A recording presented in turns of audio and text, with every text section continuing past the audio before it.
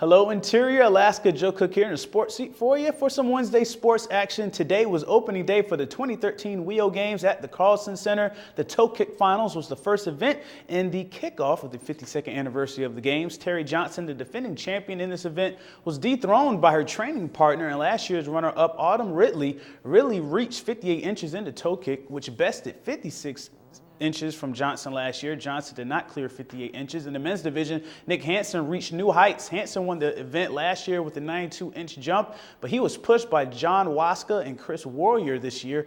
To win, Hansen set a new personal record and new world record with a 94-inch jump on his third attempt. Waska could not do the same, giving Hansen back-to-back toe kick titles. Both toe kick winners talked about what they achieved, but also the supportive atmosphere of WIO. I just was trying to beat my personal best, but I didn't even really come close to it.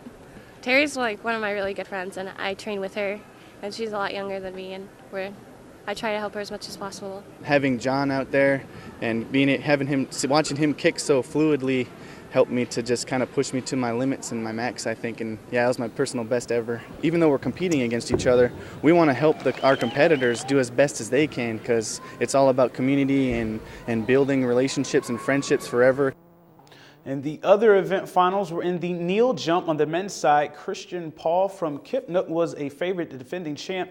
His best jump was 59 inches. However, Chris Warrior out of Wasilla bested Paul by just a quarter inch. Warrior's 59 and 1/4 of an inch earned him the men's kneel jump title. There were also preliminaries in the one-hand reach event and a qualifier in the drop the bomb event. The top 5 or 6 will go to tonight's one-hand reach final or Friday's drop the bomb final. And the women's kneel jump final is a career day for 2 of last year's top 3 women. Erica Meckel, who was third in 2012, jumped a new personal best in this event. But Amber Vasca, my WIO coach from yesterday, did her thing, jumping 55 inches, 1 inch shy of the world record.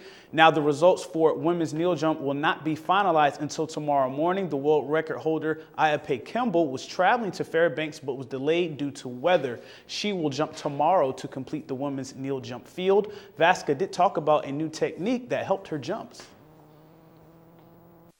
Well, I actually got some help today from David Thomas, and he told me to do a warm-up jump between the jumps just to make sure your core's ready to go and everything, and that actually helped me a lot. I didn't think it was going to, but it did. And this morning at 9 a.m., 17 cyclists were preparing for the toughest race in the world, except they used their hands to pedal. That's right, Sadler's Alaska Challenge took place in front of the Esther Volunteer Fire Department for the start of its second stage. There's a $24,000 purse for what is called the longest and toughest hand cycle race in the world. This race is 7 stages and 267 miles. The second leg from Esther to Nenana is considered the hardest because of the hilly 46.3-mile course. The race started in Lakewood on Monday and ends at Hatcher Pass. There is a pair of London Paralympic medalists leading the field, but Larry Kudermarsh of Fairbanks is the heart of this race. Kudermarsh, 52, has raced in 26 of the 27 races. He is the oldest participant and only Alaskan in the race. But for him, it's more than just a race, it's personal.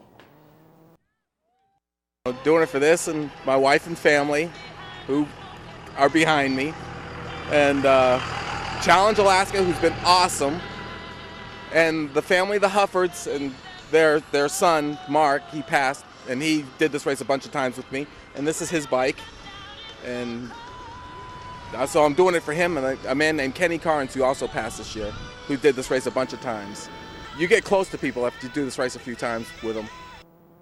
And it seems like the Gold Panthers haven't found gold in the last couple of games. Last night, the Gold Panthers lost their 3rd game in a row. This one to the Kenai Peninsula Oilers, 3-2 in the first game of a 4-game series. David Fletcher hit a 2-run single in the ninth to give Alaska a 2-1 lead. The Oilers chipped away with timely hits and benefited from an error for the final margin. It's also the second straight loss by a single run for the Gold Panthers. Alaska is now tied with Mat-Su Miners for the ABL's top spot. The Panthers have a doubleheader with the Oilers today.